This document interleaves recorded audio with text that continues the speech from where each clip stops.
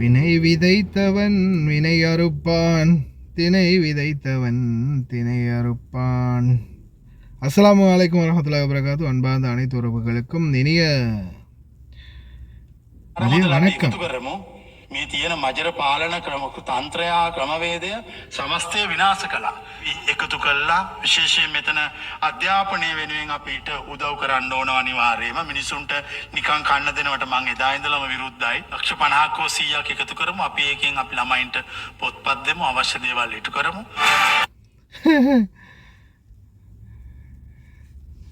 மாட்டினாண்டா மானஸ்த துறவி பார்த்ததெல்லாம் பரவி வேலை. அரசியல்வாதிகளோட சேர்ந்து கொஞ்ச காலம் அரசியல் சாசனம், சரியா, அரசியல் சாசனத்தில் உட்கார்ந்தது. இப்போ ரீசண்டா நம்ம காசெல்லாம் நம்ம சேர்த்து நம்ம ஸ்கூல் பிள்ளைங்க முதல்ல உசுரோட பசிக்கு பட்டணியில் இருக்கிற மக்கள் உசுரோட வாழ்ந்தா தானே படிப்பு மற்ற எல்லாமே பார்க்கலாம். இல்லை அதெல்லாம் இல்லை, அதுங்க சாப்பாடெல்லாம் கூட அதுக்கப்புறமான கதை என்ன தெரியுமா? கவர்மெண்ட்டுக்கு சல்லி யாரும் போடாதீங்க, அரசாங்க அக்கௌண்ட்டுக்கெல்லாம் சல்லி போடாதீங்க, பணம் போடாதீங்க, அதெல்லாம் வேஸ்ட்டு, அதுக்கெல்லாம் போடாதீங்க, இவங்களுக்கெல்லாம் அப்படியெல்லாம் கொடுக்காதீங்க. இந்த நேரத்தில் ஒரு மத குரு எப்படி சொல்லணும், எவ்வளோ கண்ணியமாக நடந்து கொள்ளணும், படு கேவலமாக நடந்து கொண்ட அந்த நேரத்தில் எனக்கு அந்த தகவல் வரும்போது முதல் வீடியோவில் இறைவன் பார்த்துக்கொள்ளட்டும், எனக்கு நிறைய பேர் வீடியோ ஷேர் பண்ணாங்க. சரி வேணாம், இறைவன் பார்த்துக்கொள்ளட்டும் அப்படின்னு நானும் அந்த வீடியோ ஷேர் பண்ணல. இவரை பற்றி எந்த வீடியோ ஷேர் பண்ணல, நானும் விட்டுட்டேன். பிறகு பார்த்தா மாப்பிள்ளை நல்லா வசமாக மாட்டிக்கிட்டார். பொண்டாட்டி பொண்டாட்டி இல்லை, அதாவது ஒரு பெண்ணோட தொடர்பு, அந்த தொடர்பில் குழந்தையும் இருக்குது. ஆனாலும் நான் ஒரு புத்தனின் அடியான், நான் மக்களின் போதகன். கடைசியில் பார்த்தா புதகளில் மாட்டிது. தன்வினை தன்னை சொல்லுன்னு சொல்லுவாங்க இல்லையா, அது மாதிரி எது நினைக்கிறாங்களோ, வினை விதைத்தவன் வினை அறுப்பான், தினை விதைத்தவன் தினை அறுப்பான்னு சொல்லுவாங்க இல்லையா, அது மாதிரி அரசாங்க அக்கௌண்ட்டு காசு போடாதீங்க, அரசாங்கத்துக்கு காசு கொடுக்காதீங்க, இந்த அரசாங்கத்தை மொத்தமாக நாம் அழிக்கணும், இந்த அரசாங்கம் நம்மளுக்கு சரி வராது அப்படின்னு வஞ்சக குணத்தோட பேசின பேச்சுக்கு வச்சான ஆப்பு, ஆண்டவனே பார்த்து வச்சான ஆப்பு. கடைசியில் இப்போது பொண்டாட்டின்னு சொல்லவே முடியாது, ஏன்னா கல்யாணம் கட்டலை, வச்சிருந்துருக்கிறார் ஒரு பொம்பளையே, அதுக்குள்ளே புள்ள வேற இருக்குது. இதெல்லாம் இப்போ ரீசண்டாக இந்த தகவல்லாம் வெளியாகின பிறகு யாரோ வெளிவிட்டுட்டாங்க.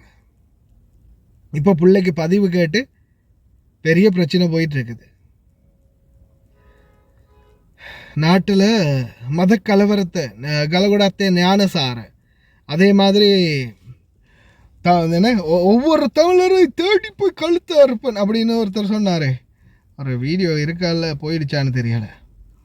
அவர் சரியா அந்த இவர் தானே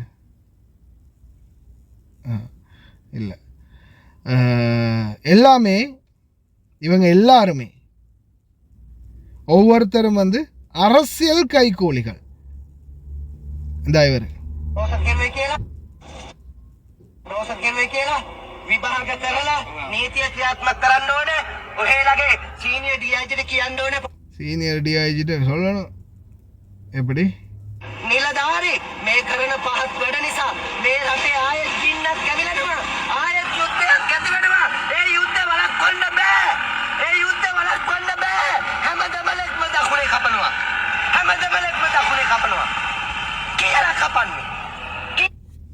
ஒரு புத்த பிக்கு, அதாவது அமைதியின்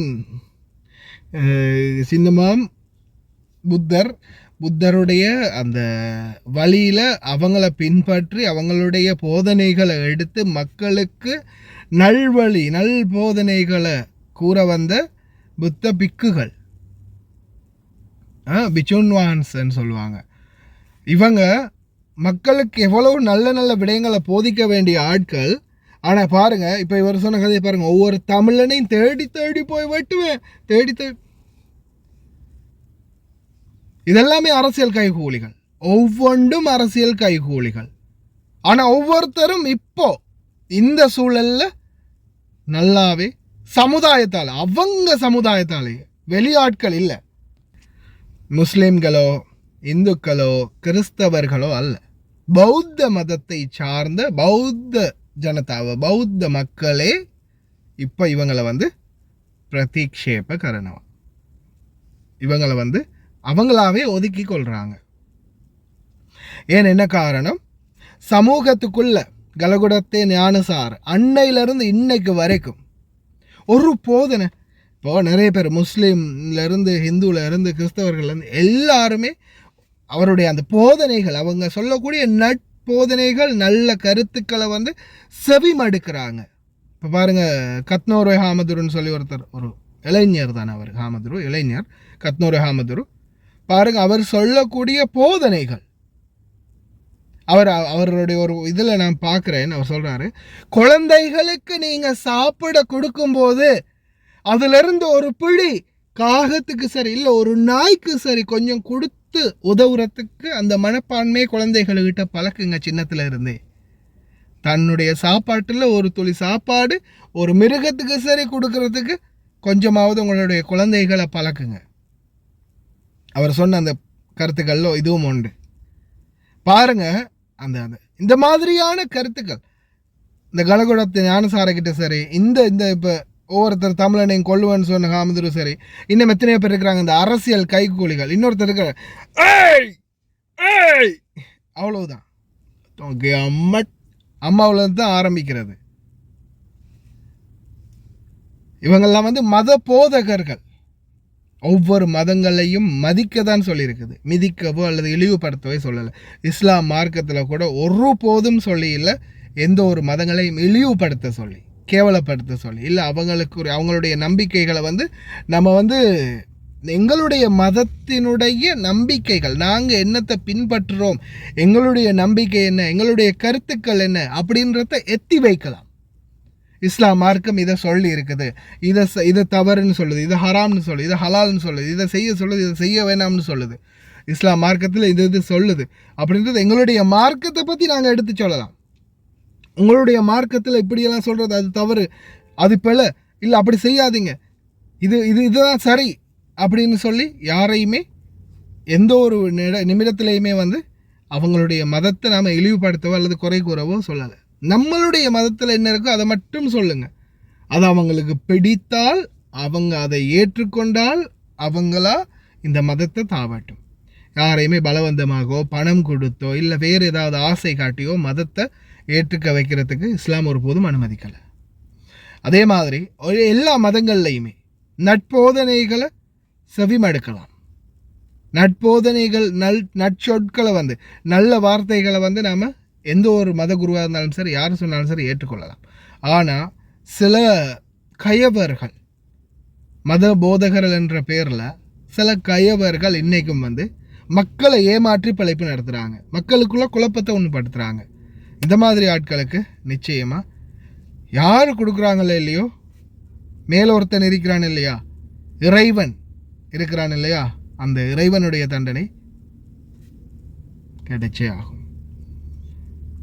இவருடைய படம் முடிஞ்சு ஒவ்வொருத்தரும் இனி ஒவ்வொருத்தராக மக்கள் வந்து செதுக்கிட்டு இருக்கிறாங்க. செதுக்கி செதுக்கி செதுக்கி கடைசியில் ஒரு கூரான முனையை உருவாக்குவாங்கன்ற நம்பிக்கை இருக்குது. பார்க்கலாம்.